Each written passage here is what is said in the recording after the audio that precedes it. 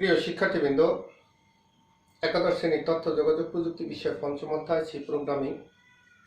আজকের পাঠের আলোচ্য বিষয় conditional control statement. Conditional control স্টেটমেন্টের আমরা চারটি স্টেটমেন্ট সম্পর্কে আলোচনা করব: if, if else, else if, switch. গত ক্লাসে আমরা ইফ আলোচনা করেছি। আজকে আমরা ইফ এলস এবং এলস ইফ এই দুটি বিষয় আলোচনা করব। একটি প্রোগ্রামের মাধ্যমে আমরা এই বিষয়টি বোঝার চেষ্টা করব। প্রোগ্রামটি আমরা প্রথমে দেখি। Include stdio.h, include conio.h, void main, int abc semicolon, স্ক্যানের %d, %d, %d, comma ampersand a, ampersand b, ampersand c, comma, semicolon. If a greater than b and a greater than c, printf double quotation %d is the largest number, double quotation শেষ, comma a bracket শেষ, semicolon. Else if b greater than c, printf %d is the largest number, double quotation শেষ, comma b as bracket শেষ, semicolon. Else printf double quotation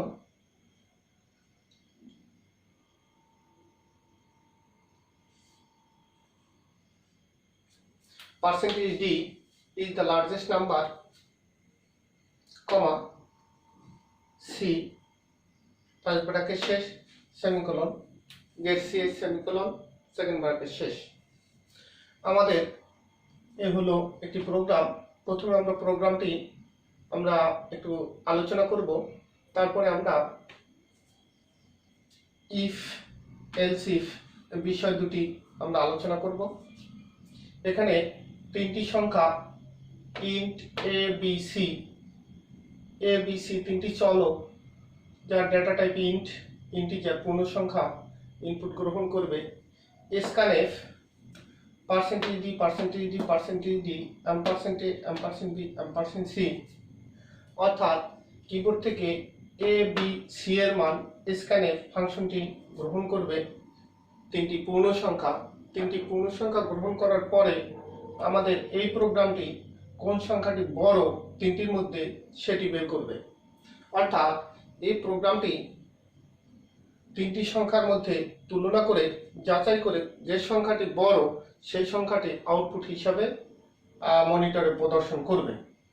এখানে if A greater than B, অর্থাৎ আমাদের A B এর সাথে তুলনা করা হলো, এবং and logical and A greater than C, একে সি এর সাথে তুলনা করে বড় কিনা যাচাই করা হলো। এই দুটি, অর্থাৎ এ বি এর চেয়ে যদি বড় হয় এবং এ সি এর চেয়ে যদি বড় হয়, তখন প্রিন্টে %d is the largest number A, অর্থাৎ এ এর ভ্যালু এ ইজ দ্য, অর্থাৎ %d এর জায়গায় এ এর ভ্যালু বসবে এ ইজ দ্য লার্জেস্ট নাম্বার, তখন আউটপুট হিসাবে আমরা মনিটরে দেখতে পাবো। এলসি যদি অন্যথায় যদি বি গ্রেটার দ্যান সি, অর্থাৎ এটা যদি না হয়, যদি এটা হয়, অন্যথায় যদি বি গ্রেটার দ্যান সি, আমরা উপরের কন্ডিশন দুটিতে দেখলাম এ বি এর চেয়ে বড় না অথবা এ সি এর চেয়ে বড় না, অর্থাৎ এটি যদি এই কন্ডিশন দুটি যদি কোনো একটি মিথ্যা হয়, তখন আমরা বুঝতে পারবো এ বড় না। এ বড় না হলে বি বড় কিনা সেটি এই কন্ডিশনের মাধ্যমে যাচাই করা হবে। তখন এই কন্ডিশনটি যদি সত্য হয়, মনিটরে printf %d is the largest number, comma B, অর্থাৎ বি এর মানটা এখানে %d এর জায়গায় বসবে, তাহলে B is the largest number output হিসাবে আমরা পাবো।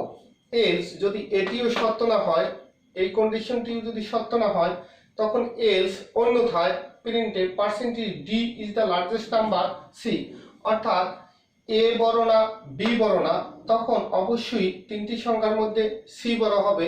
পার্সেন্টেজ ডি এর জায়গায় সি বসবে, C is the largest number. এটি আউটপুট হিসাবে আমরা পাবো গেট সিএস। সে আউটপুট স্ক্রিনকে ধরে রাখার জন্য কিবোর্ড থেকে একটি ইনপুট গ্রহণ করবে। যতক্ষণ পর্যন্ত কিবোর্ডে কোনো ইনপুট চাপ দেওয়া হবে না ততক্ষণ পর্যন্ত গেট সিএস আউটপুট স্ক্রিনকে স্থির করে রাখবে। এখন আমরা আসি, আমরা কন্ডিশনাল কন্ট্রোল স্টেটমেন্ট আমরা গত ক্লাসে আলোচনা করছিলাম। যে স্টেটমেন্টের সাহায্যে প্রোগ্রামের প্রবাহ নিয়ন্ত্রণ করা হবে কোনো শর্তের ভিত্তিতে, সেই স্টেটমেন্টগুলোকে আমরা কন্ডিশনাল কন্ট্রোল স্টেটমেন্ট বলছিলাম। এখানে ইফ গত ক্লাসে আমরা যাচাই করেছিলাম ইফের সাহায্যে জোড় বিজোড় সংখ্যা। আজকে আমরা এলসি, ইফ এবং এলস এর মাঝখানে ইফ আমরা এখানে একটু আলোচনা করে নিই। ইফ শুধুমাত্র একটি কন্ডিশন যাচাই করে, এলসি কন্ডিশন যাচাই করবে এবং তার বিকল্প হিসাবে অন্য একটি তথ্যকে সে উপস্থাপন করবে। ইফ আমরা এখানে দেখলাম, ইফ আমরা এলস ইফটা যদি বাদ দেই তাহলে ইফ এলস, যদি এটা না হয় বিকল্প হিসাবে এটা, মানে এলস এর স্টেটমেন্ট সে এক্সিকিউট করবে। এখানে আমরা ইফ এলস এর মাঝখানে এলস ইফ বসে, অর্থাৎ ইফ শুধুমাত্র একটি কন্ডিশন যাচাই করবে। ইফ এলস সেক্ষেত্রে ওই কন্ডিশনের বিকল্প তথ্য হিসাবে এলস ইফ এর তথ্য এক্সিকিউট হবে। এলস ইফ এলস এর মাঝখানে একাধিক শর্ত যাচাই করার জন্য ইফ এবং এলস এর মাঝখানে একাধিক শর্ত যাচাই করার জন্য এলস ইফ স্টেটমেন্টটি আমরা ব্যবহার করব। এখানে আমরা দেখি ইফ এলস এর মাঝখানে এলস ইফ, অর্থাৎ এখানে একটি কন্ডিশন, এখানে আরেকটি কন্ডিশন। ইফ এবং এলস এর মাঝখানে এলস ইফ, এই যে B greater than C, else if এর মাধ্যমে আরেকটি শর্ত আমরা এখানে জুড়ে দিতে পারলাম। একই প্রোগ্রামে এভাবে এলস ইফ দিয়ে আরো কন্ডিশন ইফ এবং এলস এর মাঝখানে মানে সংযুক্ত করা যাবে। তাহলে আমরা এখানে দেখলাম যে এ বি সি তিনটি সংখ্যা যদি আমরা ইনপুট দেই, এর মান যদি আমরা দেই 10, বি এর মান যদি আমরা দেই 12, সি এর মান যদি আমরা দেই 8, ইনপুট হিসাবে যদি আমরা এই তিনটি মান দেই, তাহলে প্রথম এ বি এর চেয়ে বড় কিনা, এ বি এর চেয়ে বড় না, সুতরাং এটা সত্য নয়। এবং এ সি এর চেয়ে বড়, এ সি এর চেয়ে বড়, এ 10, সি হলো 8, সি এর চেয়ে বড়, এটা সত্য নয় কিন্তু এটা সত্য। হলে এ বি এর চেয়ে বড় না কিন্তু সি এর চেয়ে বড় হলেও সে কিন্তু লার্জেস্ট নাম্বার নয়, সুতরাং সে প্রিন্টএফ এই স্টেটমেন্টটি এক্সিকিউট করবে না। Else if B greater than C, আমাদের এ যেহেতু বড় না আমরা পেয়ে গেলাম, বি কে এখন সি এর সাথে তুলনা করব 12 8 এর চেয়ে বড় কিনা। এখানে 12 গ্রেটার দ্যান 8 কথাটি সত্য, এই কন্ডিশনটি সত্য হওয়ার কারণে এখানে 12 লেখাটি আসবে, 12 ইজ দ্য লার্জেস্ট নাম্বার আমরা পেয়ে যাব। এলস তখন এই স্টেটমেন্টটি আর কাজ করবে না, যেহেতু এই স্টেটমেন্টটি কাজ করেছে তখন আমরা এখান থেকে গেট সিএইচ এ আমরা চলে আসব। গেট সিএইচ ফাংশন শেষ করে আমরা প্রোগ্রাম শেষ করে দেব। আবার যদি আমাদের সি এর মান 15 হয়, সি এর মান যদি 15 হয় তখন কি হবে, এ গ্রেটার দ্যান বি সত্য নয়, এ গ্রেটার দ্যান সি সত্য নয়। 10 12 চেয়ে বড় না, 10 12 চেয়ে বড় না, 10 15 চেয়ে বড় না, এক্ষেত্রে দুটি কন্ডিশনই মিথ্যা, সুতরাং এটা এক্সিকিউট হবে না। একইভাবে বি সি এর চেয়ে বড় কিনা, বি সি এর চেয়ে বড় কিনা, বি হলো 12, সি হলো 15, 12 15 এর চেয়ে বড় নয়, সুতরাং এই স্টেটমেন্ট এক্সিকিউট করবে না। তখন এলস প্রিন্টে পার্সেন্টেজ ডি অর্থাৎ C, C 15 is the largest number, এটি আমরা আউটপুট হিসেবে পাবো। তাহলে আমরা এখানে দেখতে পেলাম ইফ এর মাঝখানে এলসিফ এর সাহায্যে একাধিক কন্ডিশন আমরা পরপর আমরা যাচাই করতে পারবো। এখানে একটি কন্ডিশন আমরা যাচাই করেছি, যেহেতু তিনটে সংখ্যার মধ্যে বড় সংখ্যা বের করব, যাচাই করার জন্য এ কে বি এবং সি এর সাথে একটি কন্ডিশন। এক্ষেত্রে উল্লেখ্য যে ডাবল অ্যান্ড, এটা হলো লজিক্যাল অ্যান্ড অপারেশন, অর্থাৎ লজিক্যাল অ্যান্ড কন্ডিশন এটাও সত্য হতে হবে, এটাও সত্য হতে হবে।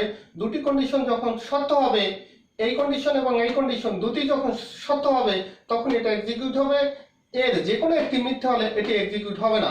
দুইটি মিথ্যা হলেও হবে না, একটি মিথ্যা হলেও এই স্টেটমেন্টে এক্সিকিউট হবে না। অর্থাৎ এখানে মোট এই দুটি মিলে একটি কন্ডিশন আমাদের, এটি যদি সত্য হয় তখনই আমাদের এই প্রিন্টএফটি কাজ করবে।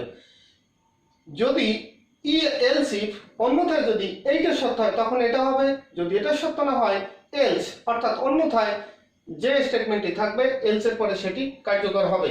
এখানে আমাদের 10কে অর্থাৎ এ কে বি এবং সি এর সাথে তুলনা করার জন্য, ইফ এর সাথে এলস ইফ এর সাথে বি কে সি এর সাথে তুলনা করার জন্য, এবং এই দুইটা কন্ডিশন যদি আমাদের ফলস হয় তখন এলস এর কন্ডিশন স্বয়ংক্রিয়ভাবে, এলস এর স্টেটমেন্ট স্বয়ংক্রিয়ভাবে নির্ভর হবে। তাহলে আমরা দেখলাম ইফ শুধুমাত্র একটি কন্ডিশন যাচাই করে, ইফ এলস একটি কন্ডিশন যাচাই করবে এবং তার বিকল্প যদি সেটি না হয়, বিকল্প হিসেবে এলস এর স্টেটমেন্ট এক্সিকিউট হবে। এলস ইফ অর্থাৎ ইফ এবং এলস এর মাঝখানে একাধিক শর্ত যাচাই করার জন্য, কন্ডিশন যাচাই করার জন্য এলস ইফ স্টেটমেন্টটি ব্যবহার করা যায়। আমরা পরবর্তী ক্লাসে সুইচ স্টেটমেন্ট আলোচনা করব। আজকে এ পর্যন্ত, সকলকে অসংখ্য ধন্যবাদ।